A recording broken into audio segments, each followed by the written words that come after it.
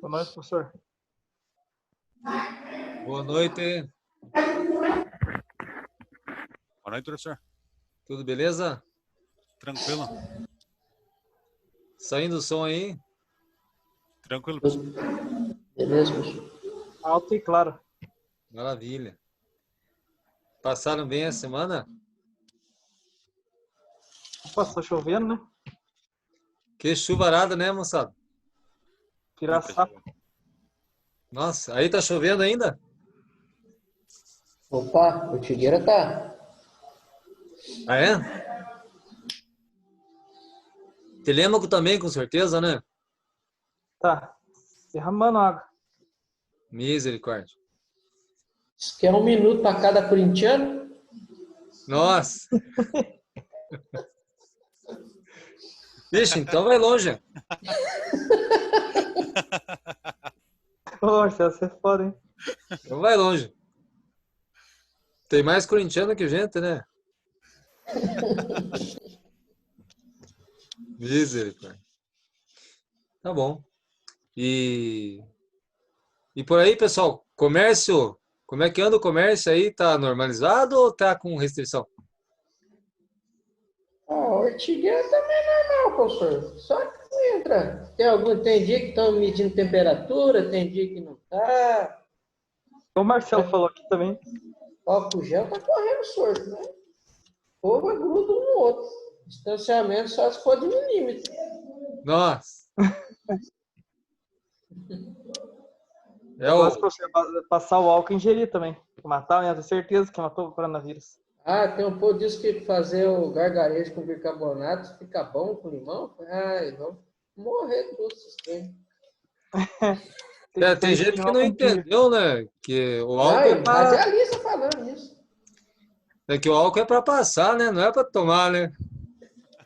O Luiz que não entende disso aí. O Luiz é bom nesse negócio, né? É só ingerir o álcool que mata o coronavírus. Não é para matar por dentro, é por fora, né?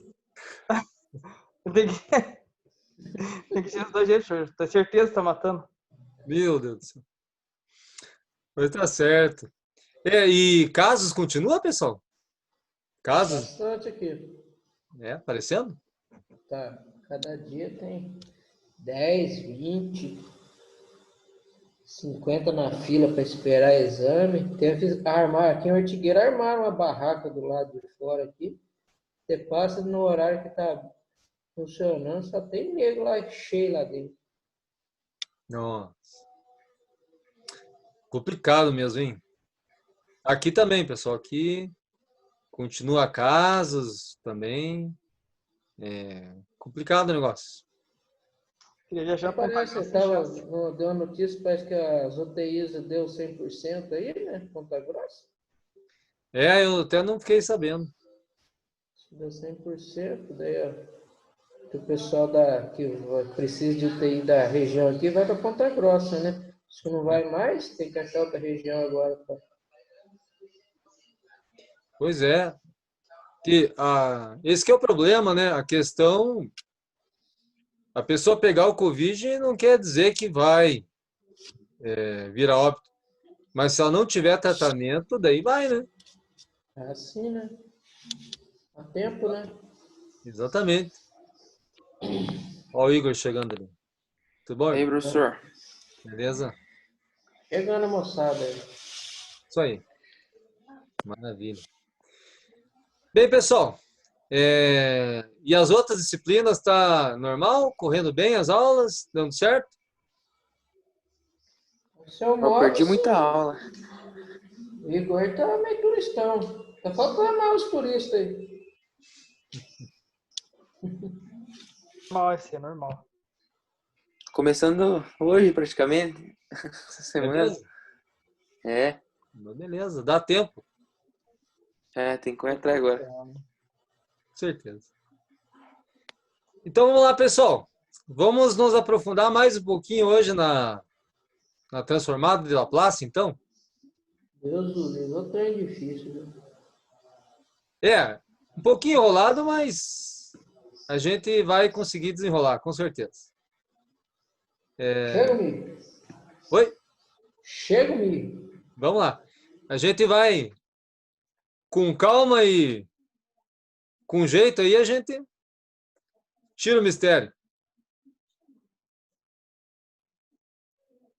Compartilhar aqui minha tela com vocês.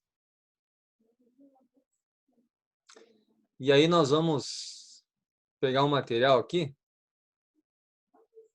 para que a gente vá conversando. Só um pouquinho. Deixa eu ver se é esse aqui. Hoje é às 4 aulas, professor. É. Só que assim, a Beleza. gente está tocando assim na medida que o pessoal vai aguentando o tranco, né? Então, por exemplo, para cada... Por exemplo, lá na FATEB, quando a gente tinha assim, o primeiro e segundo tempo, a gente está fazendo aqui uma pancada de 40 minutos relacionado ao primeiro e segundo tempo. E aí, no segundo tempo, mais uma pancada de 40 minutos. Acho que fizemos mais ou menos isso, né, na aula passada, né? Vai, professor. A gente fizemos uns 2 tempos de 40 minutos, foi mais ou menos isso, né? Sim. E aí a questão de fazer intervalo ou não fica a cargo da turma aí. Se quiser tocar direto, tocamos direto. Se quiser fazer 10 minutos, fazemos 10 minutos. Aí vocês é que determinam aí. Beleza? Ok. Então, jovens, conversamos então que na aula passada, né, sobre os vários tipos de técnicas de controle, né? Teoria de controle, que tem o clássico e o moderno, que visa deixar automático qualquer sistema, seja de malha aberta ou malha fechada, em que você tem um sinal de entrada e um sinal de saída num sistema, uma leitura, uma retroalimentação. Tudo isso nós comentamos. Esse aqui seria um sistema de malha aberta, né? Em que não há retroalimentação, ou seja, ele trabalha constante em relação à velocidade, direção. Esse aqui é um sistema de malha fechada, né? Apesar de ser totalmente mecânico, né? Sem eletrônica, ele é de malha fechada, porque tem o sinal de entrada é o nível da água e o sinal de leitura vai ser ali, aliás, o sinal de leitura é o nível da água, né? O sinal de saída, desculpe, o sinal de saída do sistema é o nível da água, e aí o sinal de entrada é a abertura da válvula, né? Então é uma malha fechada. Quanto mais baixa a água, mais aberta a válvula, quanto mais alto o nível da água, mais fechada a válvula. E aqui tem um sistema mecânico, né? Para transmitir esse sinal. Então, não há eletrônica aqui, mas é malha fechada e é um sistema que aplica a teoria de controle. Beleza. E aí viemos que existe uma matemática formulada pelo astrônomo, matemático, o francês Laplace, que tem uma grande função, que é transformar uma função relacionada dependente do tempo em uma função que seja aquele Szinho ali, né? Dependente da frequência. Sim, mas o que ganha com transformar uma função dependente do tempo em uma função dependente da frequência? Ganha, primeiramente, que de um sistema ou de uma função não linear, elevado à segunda, terceira, etc., você consegue transformar numa função algébrica simples, né? Ou ainda de uma equação diferencial integral complexa, você consegue transformar numa equação algébrica fácil de trabalhar, com um bom grau de confiabilidade. Então, nosso foco não é aqui fazer um curso de matemática, né? Ficar se aprofundando assim demasiadamente na questão matemática. Mas é só pegar tudo aquilo que vai nos interessar para compreender, então, essa questão de encontrar funções simplificadas para os modelos matemáticos, né? Lembrando que teoria de controle, que é a nossa disciplina, significa você pegar um sistema físico qualquer, que acontece, que é dinâmico, e encontrar um modelo matemático para ele, que descreva na linguagem matemática o comportamento dele, como daquela máquina lá do James Watt. Então, o objetivo nosso é esse: usar uma linguagem matemática para descrever um sistema físico num modelo matemático. Então tá. Até aqui a gente já havia mais ou menos conversado um pouquinho. E hoje a gente vai começar a se aprofundar, então, nessa tal transformada de Laplace. Então, vamos iniciar aqui com um pequeno exemplo aqui. Ó. Só para falar dos tipos de equações diferenciais que existem, né? Então, vocês vejam. Alguém já viu essa equação aí? Que eu estou mostrando?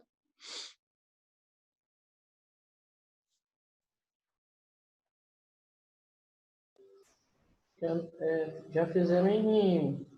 Não lembro. Vimos sim lá na... Fabiana? Não. Ai, Jesus. Elétrica lá. Esse da elétrica, né? Elétrica, eletrônica. Isso. Não lembro. Exatamente. Parece que sim mesmo. Isso. Ó, se você tiver um circuito elétrico em série que tenha um resistor e tenha uma bobina, um indutor, a equação que relaciona a diferença de potencial que está sendo alimentada, o V, com a resistência em ohms, diferença de potencial em volts, com a resistência em ohms, com a indutância e a corrente em ampere, é essa equação aqui. Então, a gente não vai deduzir ela, né? Vamos partir daqui para frente, porque o nosso foco aqui é exemplificar casos em que pode se aplicar a transformada de Laplace. Essa aqui é uma equação diferencial, porque tem derivada, né? Ordinária, né? Ordinária porque ela está toda em grau 1, né? Você não vê quadrado, não vê cubo aqui, então é uma equação diferencial ordinária. Mas, por exemplo, para você trabalhar com ela, ela não é muito direta, né? Não é uma equação algébrica simples, né? Então, aparece muito nos modelos matemáticos, assim, que você quer descrever, de uma caldeira, de uma vibração, de a rotação do motor, a vazão de um fluido numa tubulação. Aparece muito assim que a primeira equação que se consegue montar do modelo matemático é uma equação diferencial. E, num primeiro momento, um pouco trabalhosa, né? E daí, tipo, esse é um caso, por exemplo, que a gente consegue transformar numa equação algébrica sem ser diferencial através de Laplace, né? Tá, então, aqui um pequeno exemplo, né? Por enquanto, só vou colocar os exemplos aqui. Aí, nós temos aqui, por exemplo, uma outra equação. Depois eu vou deixar os slides lá disponível no tópico da aula de hoje lá para vocês. Então, essa aqui é uma equação que descreve a dissipação de calor num sólido, né? Lá da termodinâmica. Já viram essa equação?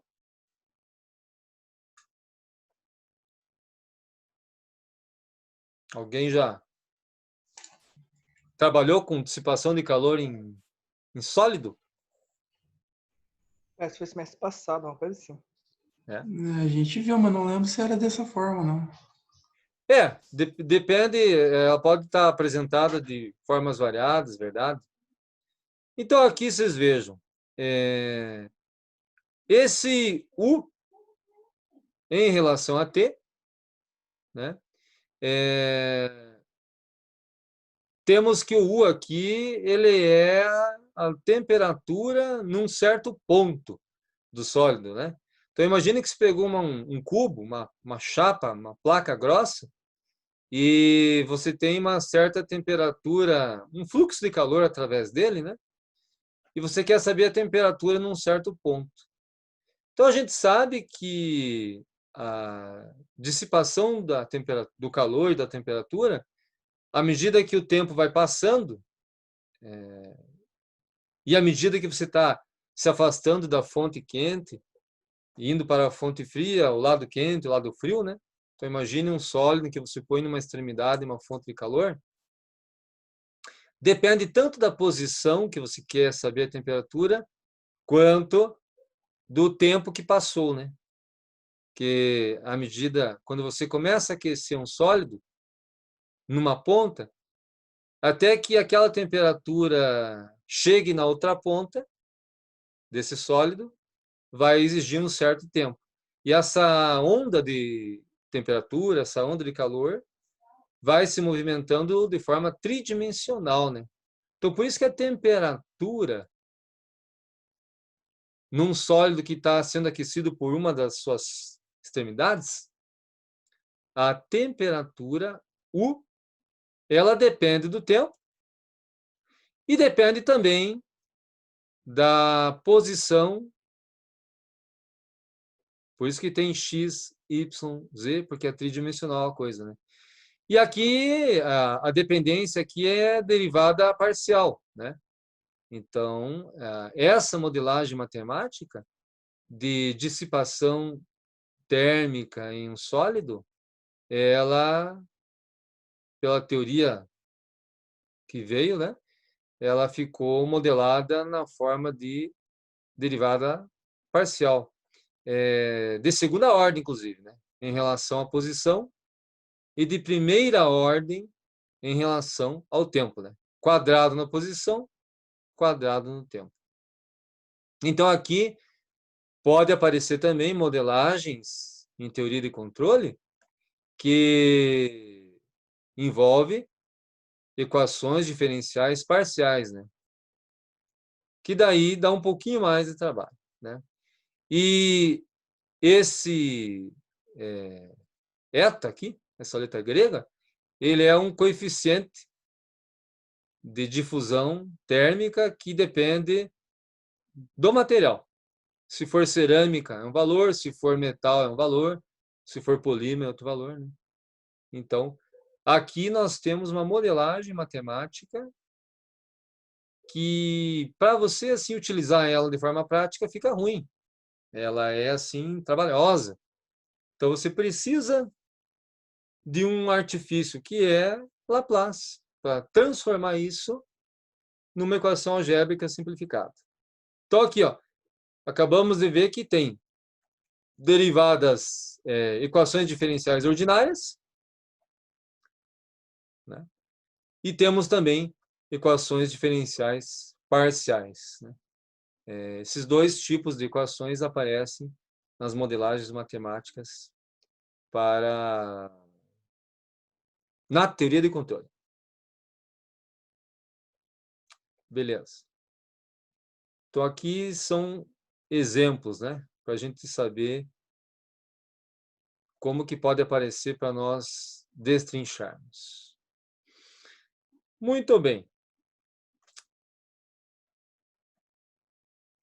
Agora eu queria fazer com vocês uma análise de sistema massa-mola. Vocês já viram em alguma disciplina o sistema massa-mola? Já. Sim. Vejam só. Nós temos aqui a montagem, a modelagem física e o diagrama de corpo livre. O K é a constante da mola. Aqui nós temos o amortecedor, né? A massa. E como que ficaria o diagrama de corpo livre? Imagine que você está com o sistema em equilíbrio estático, no ponto zero, né? Em que as forças gravitacional do peso e a força de reação da mola se anulam. Quando você aplica uma força externa, o que que ocorre? Você tira o sistema do equilíbrio. E aí as forças que vão estar envolvidas, né, nesse sistema é a força que foi aplicada,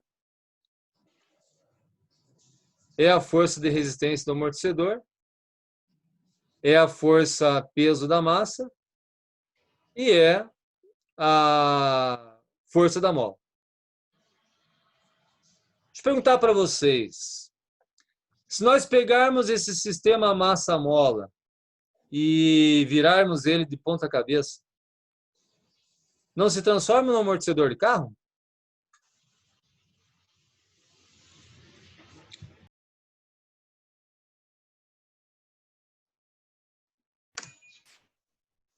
O que vocês acham? Fica parecido, né? Sim.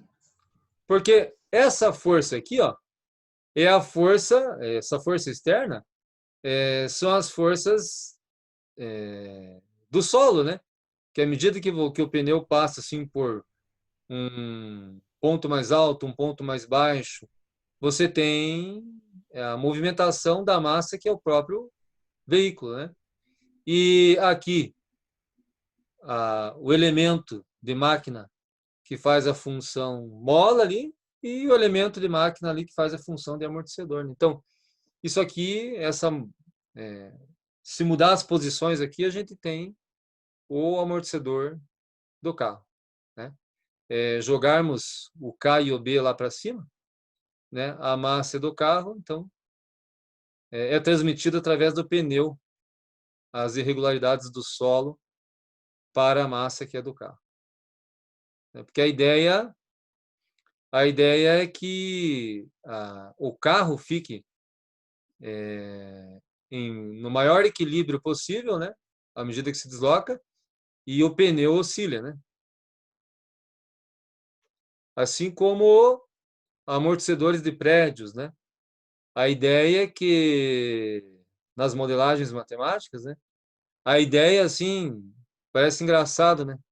Mas a ideia é que o planeta fique subindo e descendo e o prédio fique parado.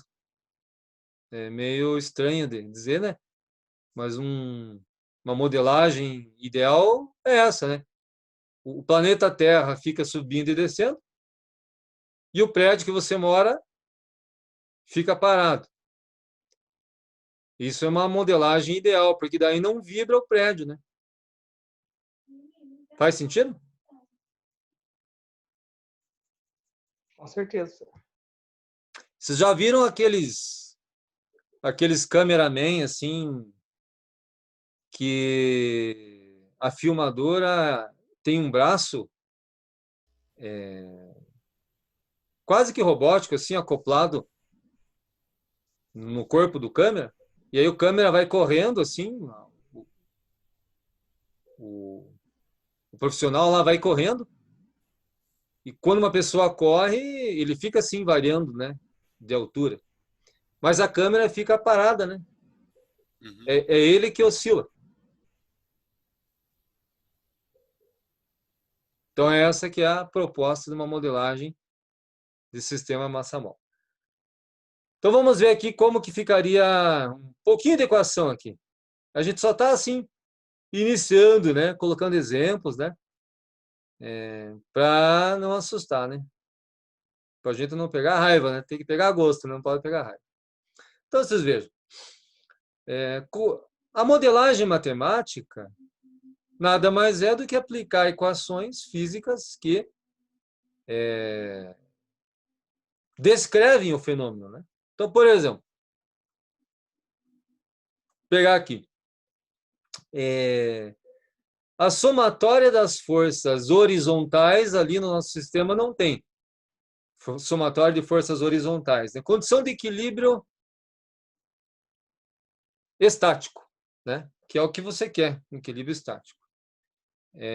A somatória de forças horizontais nós não temos, mas a somatória de forças verticais nós temos, que é a força da mola vertical, a força do amortecedor, que ele resiste ao movimento brusco, né? E a força externa, como se fosse a oscilação do solo sobre o pneu do carro. Beleza. Os devidos sinais levando em conta o sentido que a força exerce, né? Então, na física, geralmente você considera, por exemplo, tudo para cima negativo ou tudo para baixo negativo, né? E o outro sentido é positivo. Beleza. Mas você consegue já substituir, né? Então, por exemplo, força de mola, segundo a lei de Hooke, F é igual a constante da mola vezes o deslocamento, né? Kx, né? Então, aqui a gente já está substituindo a força da mola. A força do amortecedor é o coeficiente do amortecedor, que ele está usando aqui uma constante B aqui, né? A constante do amortecedor. Veja que interessante. O que é aquele pontinho em cima do X ali? Não sei se aí enxerga. Primeira derivada? Às vezes já é sujeira do monitor, né? O monitor está sujo ali, né, em cima do X. Não, exatamente. Passa o dedo para ver se sai alguma coisa. Então, na verdade, o monitor não está sujo. É a primeira derivada, né? Vou aumentar aqui um pouco. Então, a primeira derivada, né, do deslocamento, né? É assim que você descreve a força do amortecedor, a constante do amortecedor vezes o coeficiente do amortecedor vezes a primeira derivada da posição. E primeira derivada de posição na prática é o quê? primeira derivada de posição. Se você pega um x e faz dx sobre dt, que eu posso trocar esse x bolinha por dx sobre dt. O que é dx sobre dt na física? Velocidade? Velocidade. Ótimo. Porque, veja como faz sentido, né? A força que o amortecedor faz tem relação com a velocidade com que você está deslocando o pneu do carro, por exemplo? Sim, né? Tem. Porque se o pneu do carro é deslocado para cima rapidamente, o amortecedor faz uma força mais alta, né? Porque ali ele é um sistema de orifício e fluido, né? Aí, por dentro, né, do amortecedor, né? Mas, se o deslocamento do pneu do carro ele é suave, o amortecedor faz uma força leve. Porque lá dentro dele tem um disco, né? O amortecedor é um disco perfurado, que esse disco, para se deslocar, tem que ter a transferência do fluido do amortecedor, né? De um lado para o outro, né? Não sei se alguém já abriu o amortecedor. Então ele responde assim. Então faz sentido ele estar dependendo da velocidade. Então, modelar matematicamente, na verdade, é isso. É você ir achando equações reais, físicas, que descrevam o fenômeno físico. E a força externa nossa não tem substituição. É uma medição. Tá, beleza. Só que vejam que esse nosso M aqui é M de massa. F, M, o que é 2 pontinhos, pessoal? Segunda derivada. Aprendi agora. Aí, o que é FM, segunda derivada de x? O que é isso, pessoal? Alguém já viu isso em algum lugar?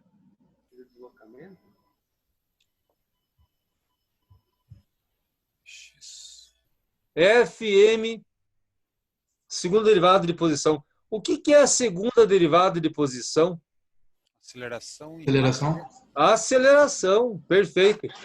FM, aceleração, o que é isso?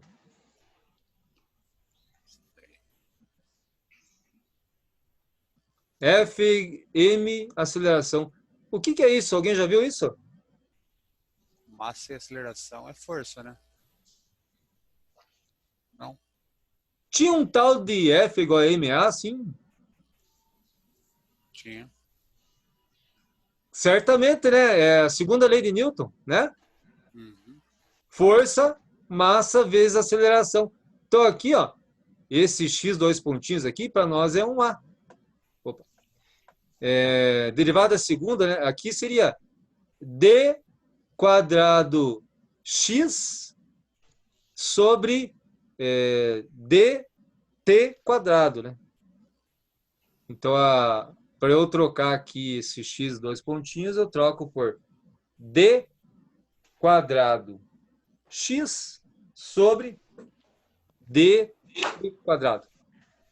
É a derivada segunda da posição. F é igual a MA, né? Então, como F é igual a MA, né? Claro, a resultante das forças é igual a massa vezes a aceleração, e é verdade. É fato isso. Porque quando eu tenho um sistema de amortecimento, um sobe e desce, assim, existe uma aceleração, concorda? Sim. Claro que ela é, assim, milésimos de segundo, ou até menos ainda. A subida de um pneu, a descida de um pneu, assim, de carro. Mas é um movimento acelerado, e não é um movimento uniforme, como a gente estudou na física. Ele é um movimento acelerado. Quando o carro a 100 km por hora passa assim por uma pedra, passa por buraco, é um movimento certamente acelerado. Daí, a massa vezes a aceleração, eu posso substituir no lugar, daí eu fico com uma equação desse tamanho aqui, ó. Massa vezes aceleração, coeficiente de amortecimento vezes velocidade. Aqui uma derivada segunda, aqui uma derivada primeira, mais a constante elástica da mola vezes a variação da posição, né? Igual à força externa. Pronto, ó. Isso aqui é uma modelagem matemática para sistema massa-mola de amortecimento correto. Só que daí a gente tem que encontrar os devidos valores para substituir, né? Para poder aplicar as variáveis, né? Que aqui ela está assim genérica, né? Está generalizada. Daí, mas eu quero aplicar em tal sistema. Daí tem que pegar as funções, pegar os valores e substituir para que ela fique modelada para a tua situação. Aqui ela está genérica. Tudo bem aqui, pessoal? A forma como a gente modelou um sistema massa-mola? Tranquilo. Beleza. Depois vai estar lá no nosso campus virtual. Então, beleza. Aqui a gente hoje, ó, nós estamos vendo tipos de aplicações que eu possa ter para aplicar o Laplace e usar em teoria de controle. A gente viu aqui um circuito elétrico, que é uma equação diferencial ordinária. Nós vimos aqui a dissipação de calor, a frente de calor num sólido tridimensional, que é a derivada parcial. Vimos aqui agora um sistema puramente mecânico, que também permite a aplicação da modelagem matemática para posterior utilização com Laplace. Então, foram exemplos, né? Situações aí para a gente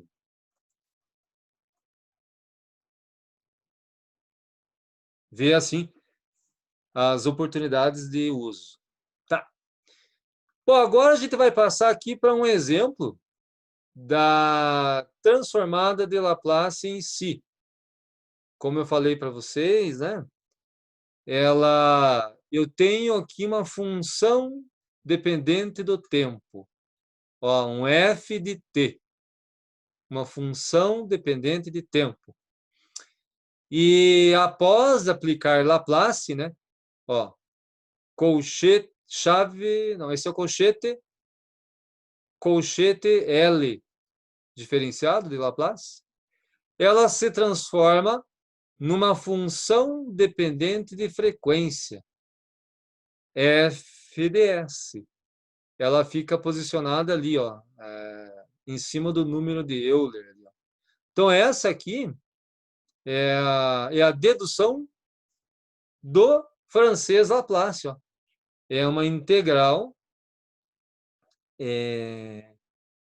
em que tem essa aqui é a forma unilateral, que chamam, né? Vai de zero a mais infinito, porque você considera para o lado positivo, né? A tua função, o número de Euler elevado à variável de frequência, tempo dt. E aí você, em vez de f minúsculo, você passa a representar ela por f maiúsculo. E o inverso pode acontecer. Uma função que está dependente de frequência, você transformar em função dependente de tempo. É a Laplace invertida. É a aplicação inversa de Laplace. Pessoal, vocês topam tocar direto ou querem fazer uma paradinha? Porque vai cair o link e a gente precisa entrar de novo.